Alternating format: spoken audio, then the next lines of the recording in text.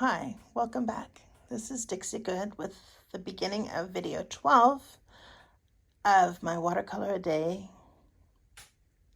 from 2024. These were the last pictures on video 11, and I painted this one on the 14th of September. Moving right along, Crescent City, California, South Beach, after the high tide pulled back and there was still a calm stream of water where the gulls and the little sandpipers were playing until we got too close, and when they took off, their reflections shone in the water like it was a mirror. Then there's a street called Wonder Stump that faces another street called Railroad. The two streets together used to be part of a big, long logging train line back in the 1870s. And I saw some old photographs, and I live along one of the streets. So I tried to visualize what that would have looked like in color instead of in the old black and white newsprint pictures that I had seen.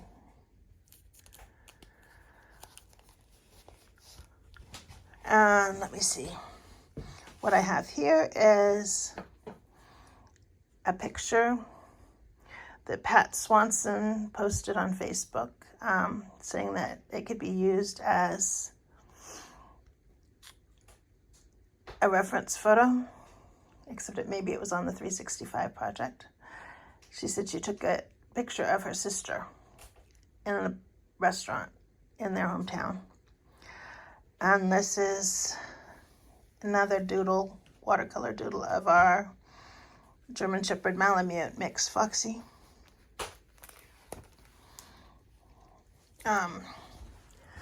Everybody's been all about the Aurora Borealis, so I've been trying to paint different versions of that. I love the pinks and purples, and so I've gotten several like that. Here on the Pacific Northwest, we have Roosevelt elk, and we have stellar sea lions, every now and then an elephant seal, a lot of harbor seals. The California stellar sea lion and the Roosevelt elk are both about the same length and body, but a big elk will be about 1,200 to 1,400 pounds, and a big sea lion will be up to 2,000 or 2,200 pounds.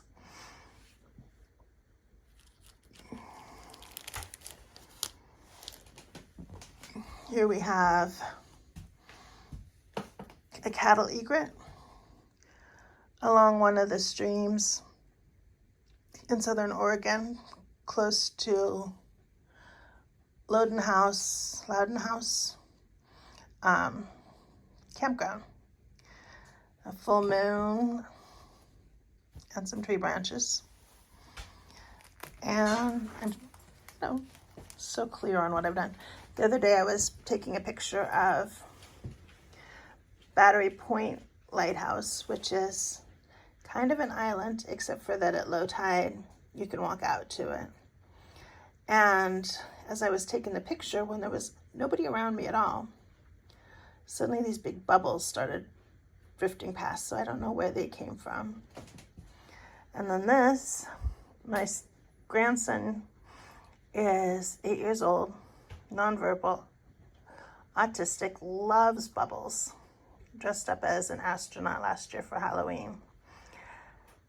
Having said all that, it doesn't look hardly anything like him, but I'm not very good at making people look like specific people, even though they basically look like human beings anyway. There's trees and just playing with trying to keep it loose and colorful. And there's another picture of the stream that runs through Grayback Campground up by Oregon Caves, outside Cave Junction, Oregon. here I was trying to be playful. So I tried to do a pumpkin-shaped haunted house with the ghosts of little critters. And I tried to make Battery Point Lighthouse look spooky and haunted. And I have an old photograph that actually looks like a little girl in a winter coat with her hands in a fur muff is haunting that picture from maybe 2012 or so. So I tried to put her in there, even though I don't think she's a real spirit, but I believe in her. And flowers that I painted in October from the last rose blooming in one of my daughter-in-law's flower pots. Okay, so starting a new presentation book. Isn't that exciting? Not really. Oh, I love this old wreck of a ship called the Mary D. Hume that is in the mouth of the Rogue River in Gold Beach, Oregon. She has quite the history, and at one time she went on the world record whaling expedition to the Arctic. She was on that continuously for 6 years. And several times there were dead sailors on board that had to be frozen until they could get to some sort of land and bury them. So I tried to make her look as haunted as she is. The green is actually because she's all mossy. She's been flooded over the top several times and is completely falling apart. When she was first built, she was also used as a log hauler to pull redwood logs through the various Pacific Northwest rivers.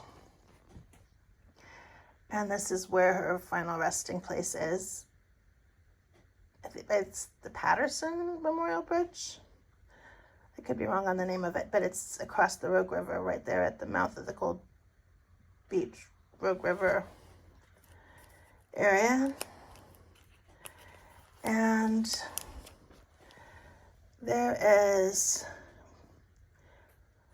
me trying to envision her Arctic trips with the whale tied to her side. I did see pictures of a different ship, and that's how they were towing the right whales and the sperm whales that they captured.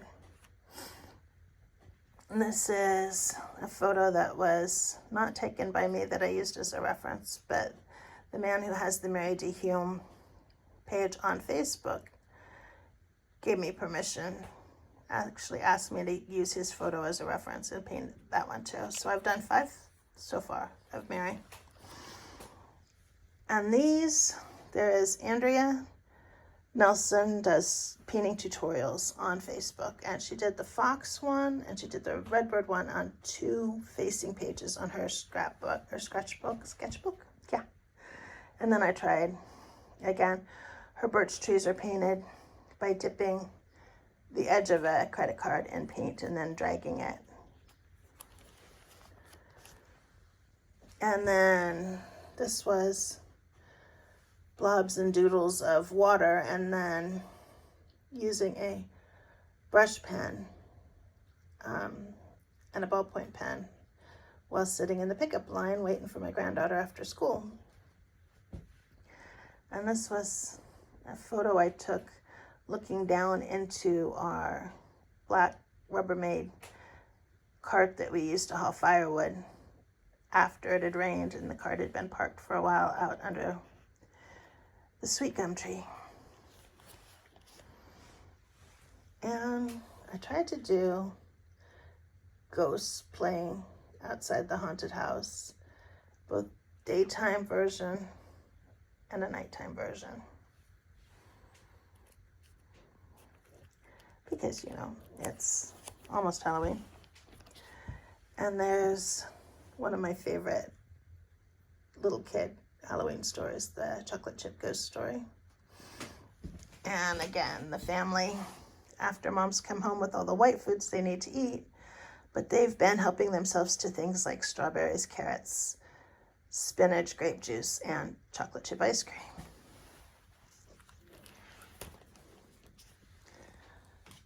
then I know I've never actually seen a meerkat. And part of me thinks that my meerkat could be a dog or an owl. But it was fun. And the dragon is very similar to one I saw in a sketch of a princess greeting it on Facebook. And let me see. Oh, we have our comet showing up in the sky. So we got to see it on a very gorgeous sunset day. Then the Bighorn Mountains in Wyoming lie between the town where I grew up and the town where my husband grew up. So we used to drive across those mountains lots of times to visit our sets of parents. But there's a big fire that's been roaring through there right now in 2024 called the Elk Fire. And I hear that a lot of the mountaintop has burned. And this was a tutorial I saw. And this is really bad. It doesn't look like either of us, but that was supposed to be my grandson and I. Like I said, people are my weakness. You can see that they're people, but they aren't the people I mean them to be. A waterfall running into a stream, and the comet and the Milky Way over Point St. George Reef Lighthouse, which is the other lighthouse besides Battery Point, close to where I live. And ta-da! You'd think I was done. I'm almost done.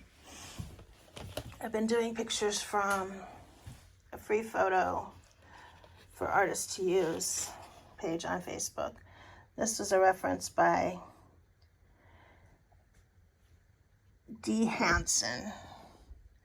And it was an assembly of 3 different photographs posted from a safari that D. Hansen went on.